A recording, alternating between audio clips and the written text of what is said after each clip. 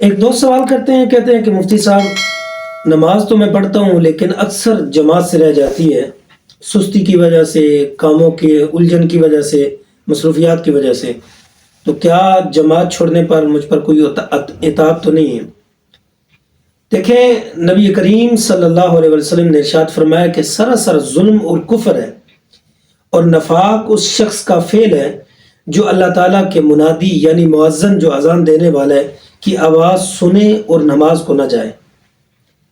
اسے طبرانی نے روایت کیا ہے۔ کتنا سخت حکم ہے کہ جماعت کے لیے نہ جانے کو کفر اور منافقوں کا کردار بتایا گیا ہے۔ گویا مسلمان سے ایسی حرکت ہو ہی نہیں سکتی کہ نماز جماعت سے نہ پڑھے سوا عذر، مرض، خوف وغیرہ کے، اور یہ کتنی بد نصیبی ہے کہ مؤذن کی اذان سنے اور نماز کے لیے مسجد میں نہ جائے۔